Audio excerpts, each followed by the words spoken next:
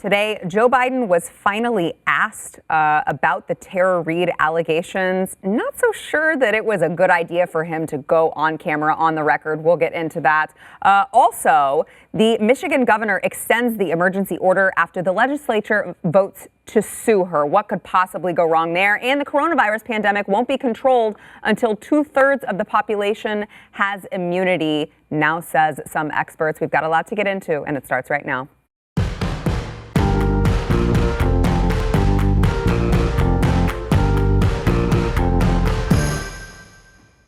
Happy Friday. Welcome to the news and why it matters. I'm Sarah Gonzalez. Today joined by BlazeTV's own Aaron Colin. Thank you for being here. Thank you. My favorite reporter. Yeah, that's right. I said Always. it. I said it. All right. Don't care who hears it. I don't care who knows it. Suck it, other writers. Also joined by, I get to say this new title now, BlazeTV contributor. Yeah, that's right. I said it. Eric July, back in the house. Yes. Thanks I'm back. More official than I've ever been. I know. I know. We're happy to have you on board. I'm excited. I'm stoked. It's a long time coming. It really has been. He's like, yeah, now I'm actually getting credit for all the work that I've been doing for you guys. We've got a lot to get into. Biden. Let's get into Biden first. So Joe Biden went on to Morning Joe this morning, was interviewed by Mika Brzezinski, and he finally was asked. I know he knew he was going to be asked this, right? That was the whole plan. Get him on television, have him deny the Tara Reade sexual assault allegations. There was a lot that happened in this interview. It was like an hour long, so obviously we can't play all of it. I did find it interesting, a couple things that we don't have that I would like to get your thoughts on first. Number one, that Joe Biden was asked about the papers that the University of Delaware has. And he was trying to say, these have nothing to do with personnel records. What these have to do with are, speeches I've made, positions I've taken, interviews that I did overseas with people, all of those things relating to my job. And he said, and the idea that they would all be made public and the fact that I was running for public office, they could really be taken out of context. And that's when I'm like, well. Yeah, that's the problem here is the context, not what they say or anything. Right. People are going to twist it around. Right, sure. Right. Well, and also for a party who's demanding that President Trump release his tax returns and release all of these different, facets of his life. Mm-hmm. Now, all of a sudden, we're worried that papers could be taken out of context. So he says, the papers are position papers. They're documents that existed. And that when for example, when I met with Putin or when I met with whomever, all of that to be fodder in a campaign at this time. I just don't know anyone who's done anything like that. We shouldn't do it. Eric, that raises red flags for me. Yeah, I mean, that means that there's more than likely something in there that's going to be damning for him. And he's totally aware of that. He's not oblivious. I know his team's not oblivious to it. That's the only reason why you wouldn't want to make something public. And I mean, that's not to say that what he's saying doesn't make any sense, because context does matter in certain things. Right. But I think in this context, it more so points to the play that whether it be the leftists or these Democrats have been. Well, you sort of recently mentioned Trump and how we got to see everything. We got to see everything, and just any shred of anything just means that it was some wrongdoing or something bad that is being done. So if anything, it seems like, well, you kind of got to play by those same rules when it comes to you, Joe Biden. So, I mean, this is the cards that you dealt with, and a lot of this stems from his own party and his own colleagues sort of doing that. You know what I mean? Creating that culture of, okay, we want to see everything from all eras, no matter the context, and we're going to try to turn it on you to make it, make you look bad, and make you look like a bad person, and make you do some sort of, make it look like you did some sort of wrongdoing. Right. It's more so what it is. So, but then again, you get what you deserve. I mean, that's just kind of what this is the culture that they've been creating. So I think this whole sort of presidential camp, or more so this round, right? That's what we've been seeing. A lot of, okay, well, now the shoe is on the other foot. Every time I come over here, it seems like we're talking about something of that nature. Like, well, now it's on the other foot, and it's like, well, wait a minute, I don't know if we could do that. It was like, well, that was certainly not the argument that you were making a week ago. You know what I mean, or a month ago. But it's a party, it's a show. Like I've said as many times, like show it all out. If it damns them, whatever, I'm just gonna sit back, grab the popcorn, let's see what happens. Aaron, yeah, go ahead. It's been fun watching them squirm and twist to try to like fit this and not contradict what they've said before. Because all we've heard is that, well, Trump, if your tax returns are fine, then just show them all, because what's the harm if you have nothing to hide? Or how about this? I mean, we just came off of the heels of an impeachment where the entire thing, the entire premise that they had was taking President Trump's words out of context in a phone call that he made. That's what I'm saying. Like, I mean, that's exactly what I'm saying. Like, I think that's, to me, as I analyze this whole entire situation, they're trying to not seem like they are contradicting themselves or being hypocrites. But I don't see that there's any sort of way that they can go this route without being just that. Right. Again, this is the sort of table that they've set for the last months, for the last weeks, this whole entire election cycle. Yeah. So here we are. You know, this is why I don't think just because you want to damn like your adversaries, I've always thought, no matter what it is, it's a bad idea to sort of try to apply some sort of logic that you wouldn't apply to yourself. You won't extend it to the conclusion, because at some point in time, you know, you basically set the table for them to then turn it on you. And if, you know, to me, it just invalidates everything that you've done before if you don't want to, you know, hold your feet to that same fire. Yeah, and they know exactly what's in those papers. He went and looked at it recently. They probably went through every line of that, and he knows that if it was as boring as he's trying to tell us that it is, and there would be no problem to just dump all this on us. Some people will read through it and it'll blow over. But we know that if you're stumbling through trying to hide and use this careful language, like there's something in there, and he's talking in the way that shows, I don't know if he's guilty or not, but it indicates that he has something to hide. Yeah. And it's fun seeing them on the other side as if he never thought he'd be sitting on MSNBC having to answer for something like this the way that Trump would have to do. Yeah, which that brings us to our the clips that we have of this. Here is Joe Biden on MSNBC, just, you know, in part of his denial that no, none of this ever happened. Watch. As we await for the records from the National Archives, are you absolutely certain? Are you absolutely positive there is no record of any complaint by Tara Reade against you? I am absolutely positive that no one that I'm aware of ever has been made aware of any complaint, a formal complaint made by, or a complaint by Tara Reade against me at the time this allegedly happened 27 years ago, or until I announced for I guess it was in April or May of this year. Okay, so first of all, it's May 1st. So it was not April or May of this year. Welcome to May. Well, we all know Joe Biden has a really good sense of time. Right. Well, as he sits in his recreational room.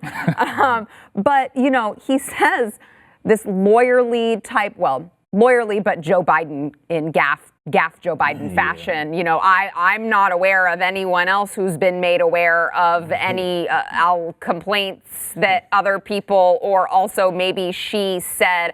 I mean, the whole thing he fumbles through. When I'm listening to it, I'm like, this is plausible deniability for him to say, I just didn't remember because I'm suffering from some things going on upstairs. I've heard that run like 5-6 times. I have no idea exactly what he's denying. It's so confusing that I don't even know what point he's trying to make. Maybe that was by design, you know what I mean? It's like he's trying to say something that doesn't make any sense, but he's not saying anything concrete. Right. So where you could sort of stick it to him. When you said this, he's just repeating not aware several different ways and no complaint several different ways. It's always like a big red flag when somebody goes to awareness versus whether or not they did something. Yeah. I'm not aware of anybody saying something versus I just didn't do it. Like if this was totally baseless and he did nothing that could be indicated to be what this is, then you could just say that. And when you can't say that, well, what does that mean? You draw your own conclusions from that. Well, so we have another clip. So Mika went on, which kudos to her. Does anyone disagree with me? Okay, kudos to her. She actually went on. She held his feet to the fire, I think, more than anyone else in mainstream media I've seen them treat a Democrat. She did, ask follow-up questions. I would have liked to have seen a little bit more about the fact that Tara Reade did have corroborating stories, did have, the neighbor and the friends who said, yes, back at that time, she did come to me and she was broken up about it and she did tell me the same story. I would have liked to have heard that from her. But she did ask him, once he denied it, she said, okay, well, why won't you let them search the public records? Why won't you let them search the University of Delaware records? Why not just let them do a search for Tara Reade? You don't have to release any of these other things that you're saying might be taken out of context. What about just the Tara Reade part? They can just do a search for Tara Reade. Here is Joe Biden's response to that. Gets a little weird. I'm just talking about her name, not anybody else in those records. A search for that.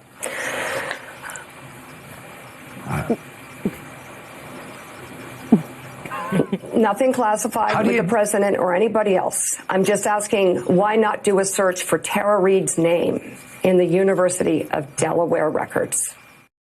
Now, in Joe Biden's defense, I don't think he understood at all what she was asking. I don't think he understands how technology works and that you can just like modify the search and just search his for those face seemed to keywords. indicate, like, how do you even do that? He Like, even started to say, he's like, she needed to explain Control F to him so that he could answer his question. Yeah, he was confused about that. But I mean, at the same time, like, once he understood what she was asking, it's a simple question. He never answered it. Why can't we just search for the name? If it's not there, it's not there. You know, it's no big deal. But he still won't even allow that. Yeah. I mean, that's what he was talking about in the video about.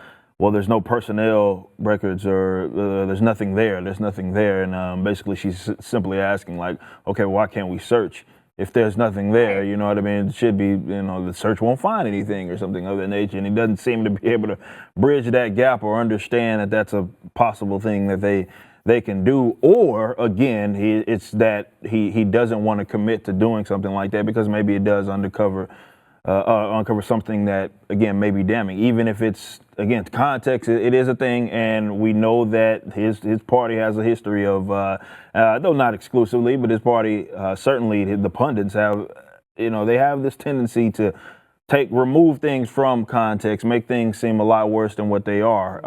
And again, the shoe is now on his foot. So I'm really interested to see how this whole entire deal plays out. And if they'll continue to, as this goes on, like they did with the Brett Kavanaughs of the world, are they going to continue to grill them to the oblivion and just, you know, make sure that something, if there was something that happened, there's justice brought. And like I said, I just want to see a show, you know what I mean? So let's get it going. Eric's given up on America. He just wants to see the show. Let's get it going, We've seen so many public figures have to go through this Me Too sexual assault allegations, misconduct allegations. We've seen sort of the playbook for how to do it well if you're innocent and how to do it poorly if we don't know whether you did or not. He's doing literally everything wrong in one interview. And it's pretty amazing to know that he knew what he was going to be asked and he cannot even get the basics of clear denials and transparency and just little boxes you want to check if you're really trying to prove your innocence. He didn't hit one of those in that interview. Yeah, no, it really is interesting to see, especially to see one of the people who, you could go and play back the comments he made when it came to Brett Kavanaugh. And he said all women should be believed. He said, even today, weirdly enough, he said, all women deserve to be listened to. And there should be an investigation. And it's like, well, don't you think that investigation should start with the records that you're refusing to release? Wouldn't that be step one of the investigation? You're saying that this other man over here, with no corroboration and no evidence, he had an FBI investigation placed into him. Now, all of a sudden, you say there should be an investigation, but you're not providing the information for them to make their own determination. Do you think, Eric, do you think that eventually this actually plays out fairly? Because I'm too cynical. I don't think that. I mean, I think that it's gotten to a point to where it's so big to where they have to ask him those questions. Yeah. It was an inevitable thing. It's just something that they have to discuss.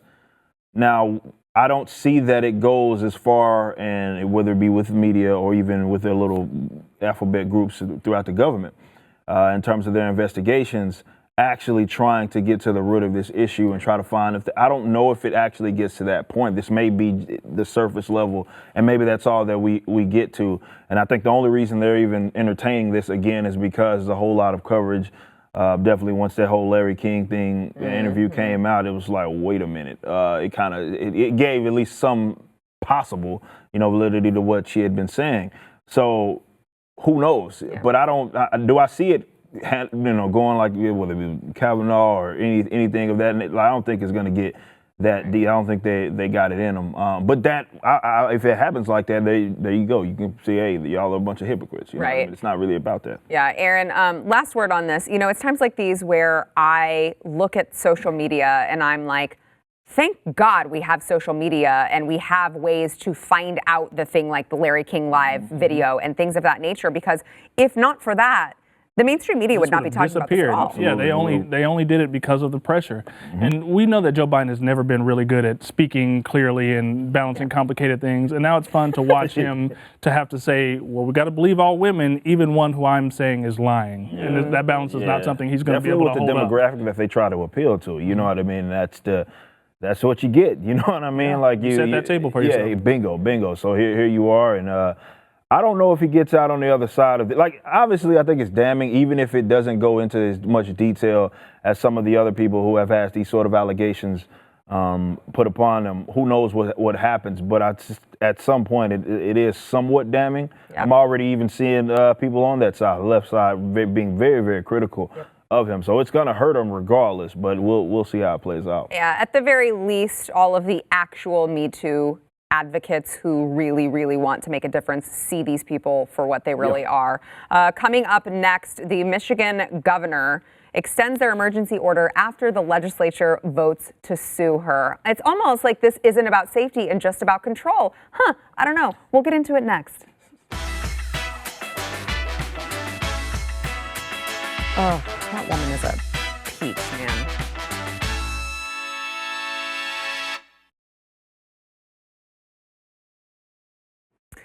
Governor Gretchen Whitmer has rebuked the Republican-controlled Michigan House of Representatives. Now, they declined to extend the governor's emergency measures. And instead of being like, yeah, we'll take your emergency measures, they were like, yeah, we're just going to sue you for unauthorized use of power. With 3 executive orders, she is extending these 3 executive orders that will take the state's emergency declaration until May 28th. God, could you imagine being in Michigan and knowing this is not over for another month? I don't know. I mean, my heart goes out to you guys because we're just now opening up at 25% capacity today. And I'm already like, if I don't get into a restaurant, I'm going to jump off of a bridge. I'm tired of being shut indoors. So obviously we've covered what this governor has done. She's been one of the most stringent governors in the country. We saw the pictures of the people who would go to the certain stores and they couldn't buy seeds to plant food. They couldn't do any of those things. And now, instead of coming out and saying, okay, I understand the balance of power here. I understand why the House of Representatives exists to be able to keep me in check. She says, no, screw you guys. We're extending this emergency order and I am not giving away my power. I remember seeing a clip of her. We don't have it, but I remember seeing a clip of her responding and she literally said, if you guys think that I am going to give away my power, yeah, that's not happening. Aaron, I feel like when you extend it all the way out to May 28th without having the data to back that up, it kind of becomes about control and not necessarily about the numbers and the science. Yeah, these dates are starting to become more arbitrary than they already were in terms of, okay, we'll go out a month and then we'll deal with it later. Yeah. And it is about power. It is about stature. It is about the fact that probably in the mainstream media that the Democrats are reading, that the people who would vote for her are reading, she's being hailed as a hero and a powerful, strong female leader with presidential aspirations and things like that. And these are the kind of things that fuel these governors. I think the same thing's happening with Cuomo to an extent in New York. Just like a woman, I said. It's the kind of thing that, I'm not going to say that. It's the kind of thing that fuels them to say, okay, I'll just grab more. And if nobody's going to stop me, and if I'm going to keep getting credit from it from the people who I'm trying to impress, then why wouldn't I keep doing it? And so it's less about the dates. We hear less talk about, okay, this is the science behind why we need to go to the 28th, or these are the benchmarks that we want to hit before I'll let these things expire. It's all about, I have this power. I'm not going to give it up. Let's keep going, and I'll decide myself when I want to let this thing go. Yep. I mean, that's what exactly is. It's been crazy for me to see this play out exactly how I said it was going to play out. Yeah. I said that this was going to incentivize these sort of governments to create these sort of these uber authoritarian, state socialistic, state fascistic forms of government. And they were going to play on people's fears in order to do that. And they were going to use this as an opportunity for a power grab. I had been saying this, so many of my colleagues had been saying this, that's exactly what this is. It had nothing to do with actually saving you guys or anything of that nature, just from a logical standpoint, the fact that we're able to go in these hot boxes like Walmarts and Home Depot, which has more foot traffic than they've ever had, and acting as if this is going to stop any virus or anything of that nature. And now we're seeing that this sort of infected fatality rate is as low as it actually is. You're probably just as likely to die from, driving home from work than you are from this virus. And yet they still are kicking this can down the road. So with me, it's two different things. It's the power grab, of course. They figure that this is a way that they can sort of create heroes out of themselves and heroes out of these other occupations. But they also could just use this as sort of this means to not prove that they have the egg on their face, which they do. At least that's how I see it. I see that they have egg on their face. You were wrong. You got it wrong from the get-go. And what other way to try to figure out that you're like sort of doing something to see like, yeah, I'm trying to save these guys, even though we kind of messed up. But look, if I didn't do this, think about all the people that would have died. So again, they're creating heroes out of themselves. But I really do question.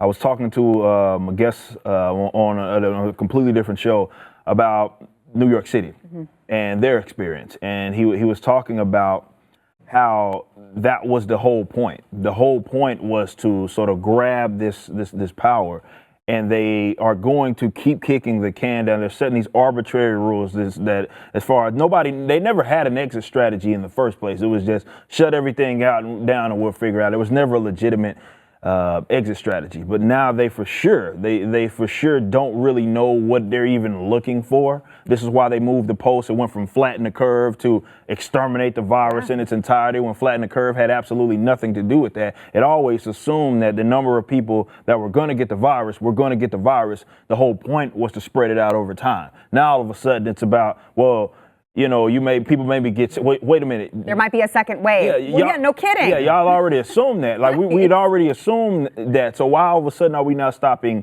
the virus altogether? But that's the goalpost move. And that's the unfortunate thing, is that a lot of people's livelihoods are either put in question or completely derailed because these governors, these state officials, mayors, what have you, Congress folk are trying to, again, make this a show for themselves and make heroes out of themselves and other sorts of occupations. This was never about saving people. You know what contributes to this as well, the ability to do this, is that when a platform like YouTube says that anything that goes against the prevailing narrative is shut down. I had a video removed. I saw that you had a video. I had a video removed talking about the two doctors. Yeah. And I had the video completely removed. And that's never happened to me. I've been doing YouTube videos. I was 16 years old. I'm 30 now, so that's 14 or so years I've been doing. I got the video removed. I've never had that. Usually it's demonetized. Yeah, demonetized. Right? Yeah. I got it completely removed, and they said I had 7 days to try to appeal it and stuff. I've never had that ever happen to me, and that freaks me out about this. But you're completely right. Because when you do that, it's harder for people to get the counter narrative, the counter information that says, hey, maybe we can go out. Maybe what this governor is doing is not in your best interest. And when we can't even get the opposite perspective into the conversation, then that allows it to be easier, because much of the public is uninformed about what the actual situation is. They're only hearing some of the hysterical stuff that's going on the news. Which, again, I know I've said this in previous shows, but that's what's so dangerous about, you're talking about a brand new virus that we are just now finding out information about. You're not talking about the earth is round, right? You're not talking about something that we've known for so long that, okay, I might understand. I don't understand censorship, but I might understand why you would say, all right, the science is settled there. But in my opinion, science is never settled, which is why we have medications that all of a sudden go off the market because we find out that they're unsafe, even though they've gone through trials. It was like this whole trust the experts, trust the science is just slogans, just like flatten the curve and all the other just slogans that don't mean anything. Because there's a debate happening among the science community right now. There has been since it all started. There's plenty of epidemiologists that were like, why would you want to lock everything down? They had been saying that long ago. Anybody who has an interest in this being resolved in the best way possible would want all the expert voices involved. And so if you're trying to shut down any voice, that shows that your best interest is not us getting to the solution. Which brings up, Aaron, I think that you wrote this at theblaze.com. The coronavirus pandemic will not be controlled until 2/3 of the population has immunity. This was a report by the experts at the Center for Infectious Disease Research and Policy at the University of Minnesota. Yep. and they say, guys, we have to go out and get the virus and become immune to it. They lay out these scenarios, and there's no scenario where we just hide in our houses until it's gone and then come back out. Not real life, people. We've got this wave that we're dealing with now. We're either going to have a big second wave, or we're going to have some little, continuous, or whatever the case may be. Until we go through the process of developing some sort of population immunity, this is still going to be a problem. And they're saying that could take up to 2 years, and it could take longer if we keep locking down. Yeah. All we're doing is extending the situation. And so we need people to realize that we do have to face this in a smart way, in a safe way, with people who are able to handle it health-wise, but we do have to get out there and we have to address it, because there's no magic solution to where this thing just goes away. Even if we get a vaccine, even that doesn't necessarily solve the problem. Influenza. Like, I mean, they have to quit. We still have exactly. So it's not like but there's this idea that's going around in people's heads that the vaccine is like, boom, it's gone, 100%. Right. Everybody gets the vaccine immediately, and nobody gets coronavirus ever again. It's all about people's perception, works. I feel like. And that's magic. Right, and that's what I've been saying from the beginning, is that now we live in this bubble. We live in this, society where we think that Western medicine solves all, and if we don't have a vaccine, if we have a vaccine for it, we feel safe, right? We may not be, but we feel safe. And if there's not a vaccine for it, all of a sudden we might die. We've got to shut our entire families and our homes to make sure that we don't get it. We've not done that for anything ever like that. And I want to be clear on that. Like we've had, sort of these sort of epidemics that have happened throughout the course of human history over the last 100 years. But for something like this, I mean, even if you didn't, let's say, trust the Chinese numbers, though they said the same exact thing, South Korea, Italy, all these numbers that had come out that were saying, okay, look, there's a discriminate, it may be indiscriminate in terms of if you can get it, but it's certainly discriminate in terms of how it will impact you. Yes. People that are elderly, people that have the comorbid, like that we knew that months ago. We knew that months ago, and it didn't ever make sense to do this sort of indiscriminate lockdown of all age and health statuses. Even though we know, that's what the facts show. The facts had long showed this. Now they're doing the antibody test, which have said the same thing. New York City, LA County, all of these different, Santa Clara County, Miami, I think, that just came out with one, said the same thing. Man, this thing is out there as far as we didn't even know that. How many people that had it didn't even know they had it. You know what the problem is? It's politically damaging to be able to go out and say, all right, people have to go get this virus. So the politicians are protecting themselves by saying, we've got to do whatever it takes for nobody to get the virus. And that's just not reasonable. Yeah. Well, it's certainly not reasonable to put those expectations on all of your constituents who now are not going to understand that you're going to get the virus, probably. All right, when we come back, the Trump approval numbers have flipped. They've actually reached record high among independents. I wonder if it has anything to do with all the stuff that we've just been talking about. We'll get into that when we come back. I've also seen people posting. All right. While Joe Biden still continues to maintain a solid lead over President Trump in most national polls and in most battleground states, which honestly I find so hard to believe, but we do have to remember what happened in 2016. You can't always trust the polling. However, Americans' views on Trump handling the job have reached some really, really high points, including among independents. Apparently, the Gallup poll finds Trump's overall job approval at 49%, which is the same as a March 13th poll, but it's higher than the April 1st poll of 43%. So most of the variation is approval rating among independents.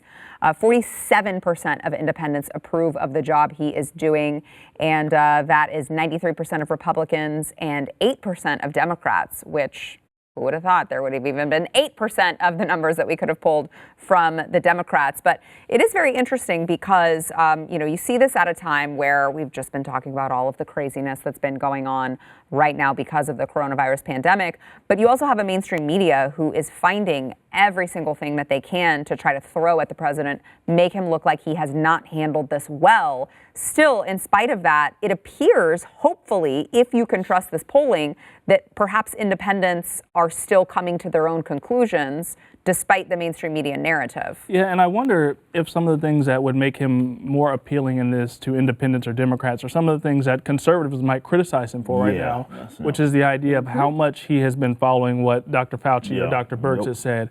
And, when Georgia comes out and the governor comes out and says, we're going to move forward with this opening up thing, and then he throws him under the bus with that. I think some of those things are what Democrats and independents might want because they feel comfortable that, okay, he's listening to the experts and he's not just going off his own instincts. But that's the kind of thing that a lot of conservatives are looking at him like, that's not what we want from you. That's not why we elected you. We elected you to hear what experts are saying and listen to that, but also to do what might be the more difficult decision, the more unpopular decision, because you know that's what people need, which would maybe be to open up the economy in some of these places and to call for that, even though it's going to sound unpopular because we might see more infection numbers. And so I wonder if that's kind of what's going on with independents and Democrats, maybe looking at him saying, oh, he's doing what we want him to do because he's listening to the people they're comfortable with. Yeah, I've grilled Trump on this entire deal. And I don't know, but maybe that has something to do with it. I mean, because he has adopted a more to me, he hasn't been about opening, obviously, this economy. We having this talk about Easter, right? Reopening. We well past that. That seems like a long time ago. Yeah, exactly. It's funny. I saw, not to interrupt you, but I'm going to anyway. No, I saw a tweet. I saw a tweet that someone said, they were thinking back to when Amy Klobuchar and Pete Buttigieg had dropped out. And it only happened a month ago, which was weird because he had it pegged for like 14 years ago. Yeah, I'm like, that's how everything oh my feels right God, that only happened that long ago. It really does feel like forever. It feels like the days are going by extra slow. But no, that's what it is. I mean, to me, unfortunately, him taking the wrong positions or having the wrong positions is going to gain him support to maybe. Again, I don't know, but maybe that's what it is with the independents. I hope that's not the case, but that could very well be the case when you consider that there are a lot of people who I believe there was some silly poll that was done saying that 80% of people thought that it was too early to reopen. 80? Yeah, like 80%. Now, of course, I wasn't ever polled for this. Yeah, exactly. So who knows how legitimate that is? But you can come to at least some sort of conclusion that there's a lot of individuals out there that would prefer that we remain in these sort of restrictive, sort of lockdown. But especially if they think that we're not supposed to get the virus. Yeah, exactly. Right? I mean, if that's the message they're getting, they think we should. Yeah, absolutely. So I think that's the case, and that's the hardest thing about being an actual leader. Is that like you said, you have to make the tough decision. You know what I mean? And it may be unpopular. They may not see it at that time. They may have to see it later. See it coming to fruition. But sometimes making the right decision is not going to be popular. And I think he's made a lot of wrong decisions in this regard, or said a lot of wrong things. Thankfully, we haven't had this sort of complete nationalistic lockdown. Really, it's been just a bandwagon effect of states doing it. So at least that hasn't been the case. But yeah, like you said, throwing Georgia under the bus, thinking, oh well, it's too early. That's the wrong thing to say.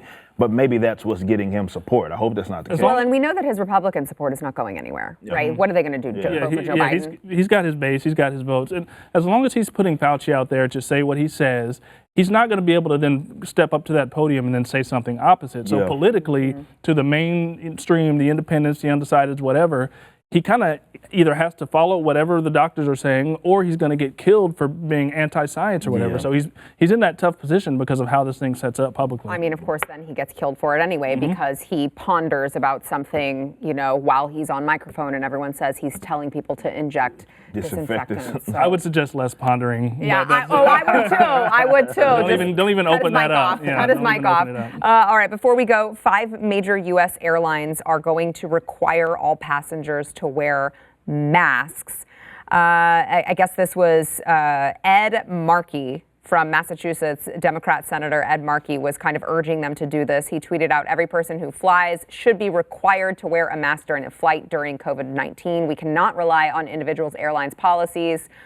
So now, instead of just the airlines deciding that they want to do this for themselves, he is now demanding with Senator Blumenthal that the Trump administration issue a nationwide rule to protect the crew, passengers, and the public. Why do we have to go so far? We had a thing where the 5 major airlines are already doing it. So it's Delta, American, United, and Frontier, and JetBlue. People don't want to see the market be the market. That's just what they don't want to see, because in a lot of cases it was proved wrong. Again, I was talking to a guest out of New York City about how, you know, certain companies would voluntarily, you know, be willing to use their own factories to create these different things that hospitals may need. You need some sort of which was what Chuck Schumer was advocating. Hey, we need to take over the factories Right. and so we can make these ventilators, most of which they never used. But you know that they don't want to see the market come to fruition. However, this is the scene that you set up, and they actually have clout to make decisions like that when you pass these big bailouts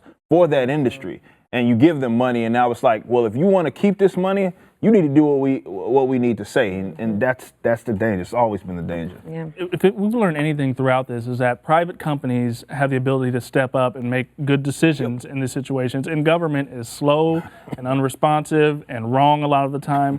And I don't know how you could come out of this looking like we want the government to be imposing these things versus let's all use our common sense. Let's let the CEOs of these companies do what they need to do. I don't have a problem with a company saying wear a mask on a flight. Yeah, that seems like that's the property, an easy whatever. precaution Yeah. to make. It'll I make don't people wanna feel fly better. 'em. I don't want to fly I don't 'em, want but to, go but ahead. I'm not gonna say that as a bad thing. You know, I'll do it. You know, maybe you guys Have you disagree. seen how many people touch their faces when they have masks Oh on? yeah, nobody's wearing them, right? But that's what I'm saying. To me, that just creates more spread and more chance that they're touching their faces and then they're gonna touch the magazine and I think they're completely safe with gloves and masks. They think Right. they can do whatever they Doing all want. that, Right, yeah. exactly. That's not the point. but- Exactly. Well, and I mean, this says all passengers. I would love to know. Okay, so are you going to require a 2-year-old to wear a mask? Because Yeah, I can that's a good guarantee you, point. you're going to create more germ spread by requiring children to wear masks. But you know what we're not talking about, and we don't ever hear, is that they keep finding that children are not transmitting this thing in the way that they thought, and maybe we shouldn't have closed the schools. And That was kids probably don't the have to be worst. wearing I mean, some masks. epidemiologists said that's the worst thing that happened is Yeah. that they closed down the. I mean, But it's never still- mind An example my of the position on information that public kinda- schools, yeah. but, Yeah. but never mind that. But they were saying like, you know, this is what kids do. Definitely with a virus like this, that's hardly impacting them. Mm-hmm. We would have been way closer to this idea of immunity if they were just passing it around anyway. You know what I mean? But that was like the worst thing that could have happened. That's probably a narrative that would get your video deleted off YouTube. Yeah. if you Right, make a video right, about that, and so still, people don't know. and still, the CDC is recommending that all schools go by new guidelines, eat lunch in their classrooms instead of in a cafeteria, and have smaller classrooms. All of these new guidelines, even though we've got this evolving science that tells us that is completely unreasonable. All right, we've got more to come. We got to take a break. Back in a minute. That killed me when I read all these news.